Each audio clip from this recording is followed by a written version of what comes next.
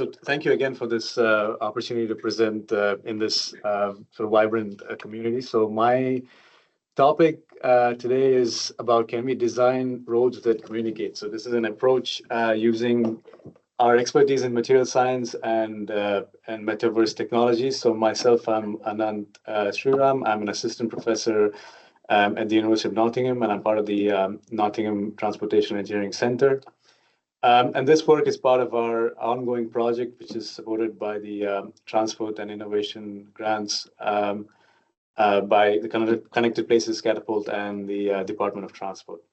So yeah, probably over the next 5-6 minutes, I'll just give a brief overview of what we're trying to do and why this could be one of the potential solutions as we enter sort of the digital age in transportation and connected transportation. In terms of the UK road infrastructure, I mean, it supports about 70% of our overall freight transport and about 90% of overall passenger travel, with a total value, asset value of around 750 billion. In terms of the current status, there is certainly an absence of any major digital technologies, including twinning of road infrastructure to monitor its condition and predict how it's going to perform over time and in the event of sort of other climate-related catastrophes or resilience-related issues and so on.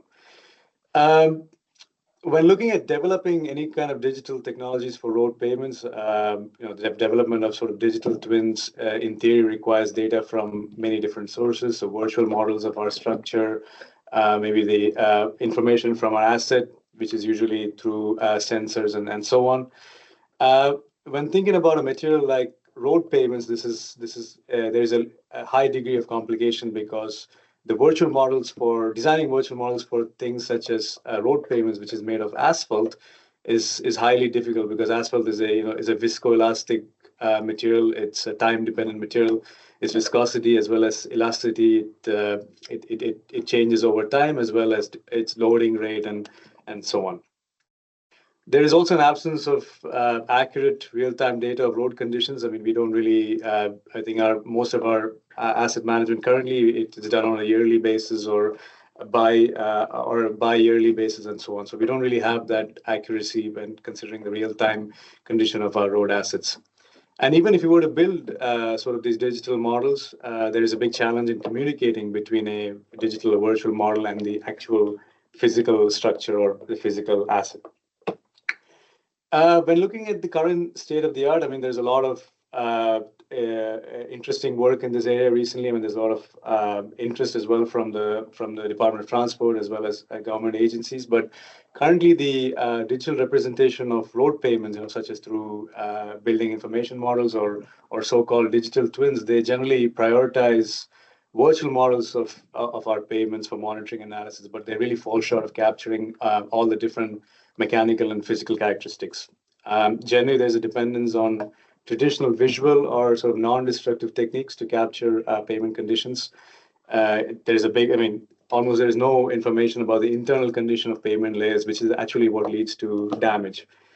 There's also a lack of pavement condition based on the performance indicators of pavement.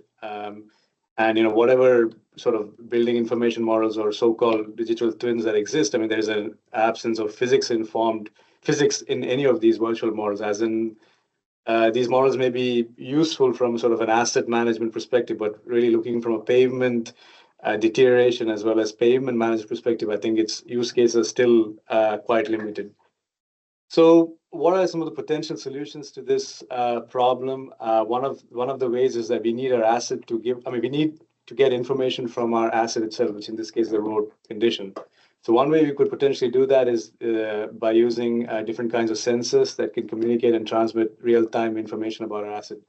So there's a lot of development in this area. I think there are quite a few recent studies that have shown that you can use novel, newer sensing technology, which is continuously developing to collect real-time data from pavements. So that's to do with the physical asset itself. But we need a model of a virtual asset that can really completely comprehend the physics of our asset. And I mean, there's been a lot of research using different kinds of simulation techniques, finite element methods, discrete element methods, but they generally They're computationally intensive. So when we think of large scale models and designing sort of virtual environments, they may not be suitable. So one possible solution is to use physics engines to develop virtual models. And there's been a lot of work in this area as well that my prior colleagues here in Nottingham have sort of spearheaded to develop virtual models of road pavements using physics-based engines. So in terms of sensors in our project, we're using something that we term as a smart rock. So these are basically wireless sensors. They're waterproof, they're high temperature resistant to resist sort of harsh and climatic conditions as well as loading conditions, which road pavements are quite a hostile environment. One of the key points here is that its morphology is similar to real aggregates in pavement and also capable of wireless signal transmission. So it can give information about that, whatever it's sensing wirelessly through, I think in this case, Bluetooth communication. Some of the data we can get include aggregate rotational data, and using this aggregate rotational data, we can have different derivatives as well as integratives to get other sort of parameters such as stress data and so forth. In terms of physics engine, I mean, this was originally developed for computer games to produce realistic gaming experience. Now this has been sort of been used in other research fields as well. In civil engineering, I mean, physics engines were initially been used to simulate the behavior of sort of granular materials. But more recently, in the last maybe 5 to 10 years, there's been potential to also simulate the rigid body physics of different kinds of materials. So in terms of rigid body physics, one of the main attributes is that it can detect collisions between bodies which are considered rigid. We can also look at things like forces, torques that are applied to move the bodies. So I think the key point here to remember is that virtually simulating road materials is quite difficult. Asphalt performance depends on the materials that are used to make asphalt, such as aggregates, binder, and filler. We need to capture all of these elements when thinking of designing virtual models for our for these. So, and there's an influence of each material component on the response of asphalt concrete. There's influence of aggregate morphology on asphalt concrete behavior. There's also influence of aggregate as well as binder composition on the performance. And characterizing this is crucial because material properties are essential sort of model inputs that we have to put into our virtual models. So material characteristics acts as inputs for the development as well as validation of these models. Accurate material characterization is critical for the accuracy of the virtual model. So that's our first part of this creating virtual models, is that we have to create realistic components of our building blocks, so to say. So how can we do that in terms of physics engines? So yeah, we have a real asphalt specimen, we have a model asphalt specimen, and using this model asphalt specimen, we can generate sort of virtual asphalt concrete that is identical to the real asphalt concrete. So this might look quite simplistic in the sense, but the key point here is that the virtual asphalt concrete, it can capture all the physical functionalities of the real asphalt. So this is one of the testing results. So we have our physical entity, which is the actual asphalt concrete. We can see how our the physical properties of this material changes with respect to time, and our virtual model can also look at how this thing will behave in terms of air voids with respect to time, and then these virtual models can capture these physical functionalities of our realistic model.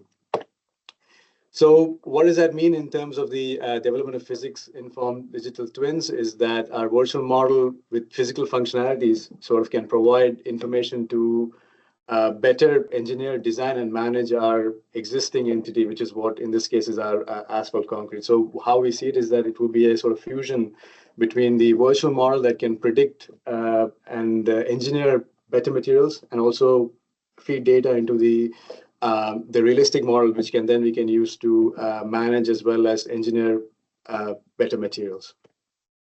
So this is one of the use cases that we're exploring. So this is something in the lab. So we can use our realistic models to identify the real stresses that is undergoing in our material. And using that stress, we can input that as model parameters into our virtual model to see how these materials would behave over time. And understanding how these materials will behave over time, we can again loop that back into a realistic model in terms of designing better materials, also managing what exists currently. So yeah, this was a very sort of fast overview on what we're doing. So yeah, if anybody is interested to find out more, please shoot me an email. Yeah, I'll be happy to answer any questions as well after the call's done as well. Thank you. Yeah.